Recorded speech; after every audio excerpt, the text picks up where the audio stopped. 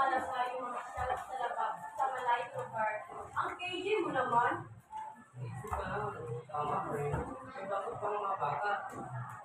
Pwede rin naman silang lumiban ng 2 araw. Marami silang mapalitan sa gawaing paralan. Hi! Sige na nga, kakain na tayo para sa uwi ng mga bata. May nag-aaway sa loob ng classroom sa oras ng pag-uwi. Nadamay si Riz kahit umaawat lang siya sa mga nagano. Itigil na nga yan! Ito! Ano po na yan? Kung may nag-aawat sa inyo? Huwag na tayo mag-away, mag-usap naman kayo ng mag-usap. Huwag pala din kong sigalan. Eunice, Antoinette, Jasmine. Ba't kayo nag-aaway? Si Eunice all nagsimula, sir. Hindi na. Nakita kayo sa pagpapatay. Sabi niya gusto nyo doon.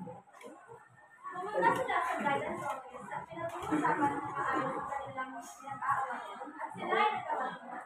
Inaantay ni Alice sa labas ng Yo.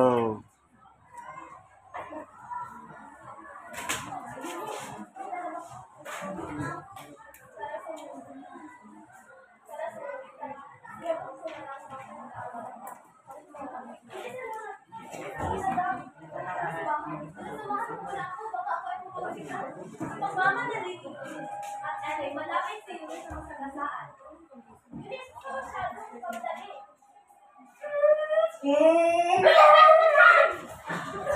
Pinilan ni Ellie si Eunice. Niligtas naman ni si Eunice kaso ang sasakyan ay naligtas.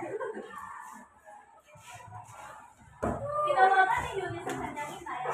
Sinabihan sila sa mga pangyayari at mga kanyang inaya ni Tay sa kanila. Okay lang ba kayo? Ayos na po kami. Parang nasing. Sumawag sila ng ambulance sa akin. Dinala yung driver at pinahayaan sa driver ng mga nangyari.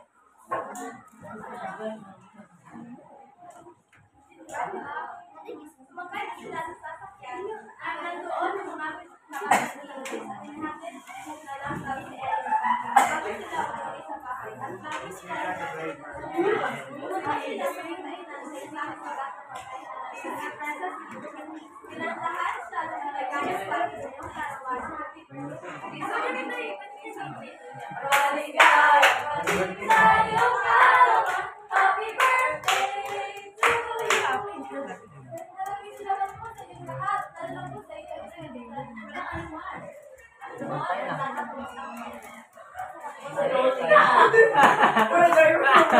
Drunk driver. Wala siya. The one who destroyed DC. Wala sila po sa iyo paan. Dinala siya sa hospital. Balik Tumawag ko lang ng ambulansya. Luya po.